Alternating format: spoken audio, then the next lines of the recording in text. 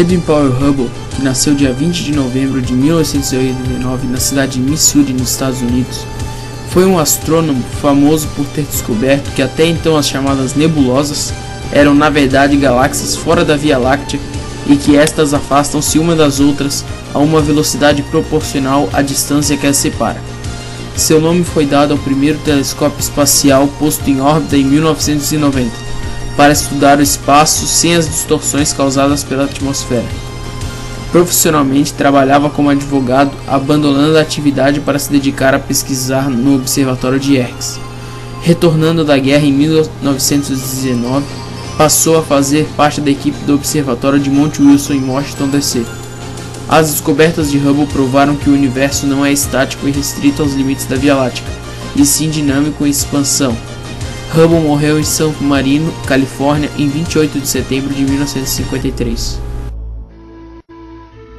In 1995, the Hubble Space Telescope stared, for 10 days, at a rather unremarkable patch of sky. The results were nothing less than humbling on a universal scale. Thousands of galaxies filled the image. Roughly 3,000 galaxies were detected in a patch of sky that looks completely and utterly empty. Let's take a minute and put this in perspective.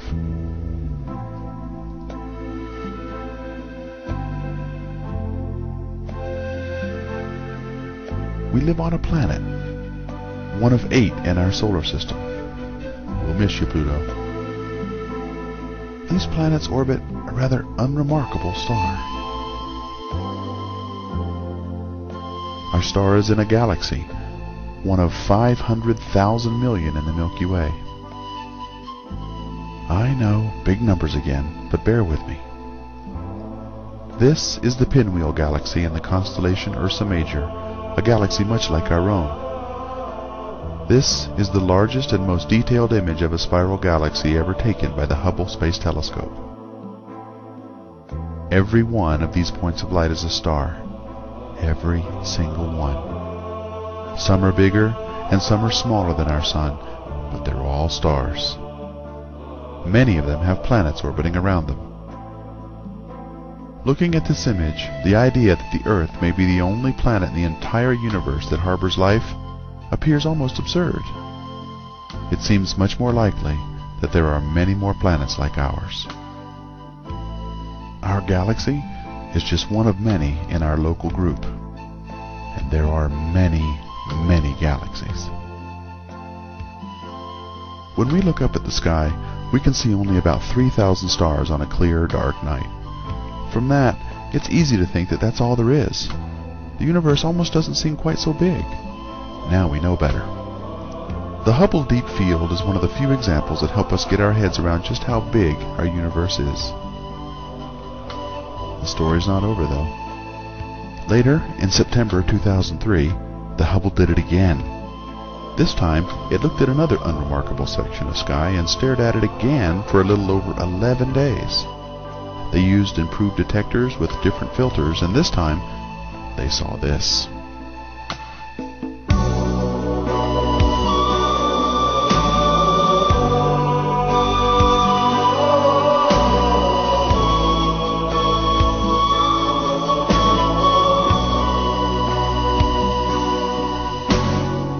This is called the Ultra Deep Field. It represents the farthest we've ever seen into the universe. Over 10,000 galaxies are in this picture. Every single dot, smudge, and smear is an entire galaxy. And each one of these dots has millions and millions of stars. Each star has the possibility of planets orbiting it, each one with the possibility of a civilization. This is what we see when we stare at a blank spot in the sky where nothing appears to be. This is the number of galaxies in nothing. This is a picture of 78 billion light years. It's a picture of how small we are. It is the single most important image ever taken by humanity.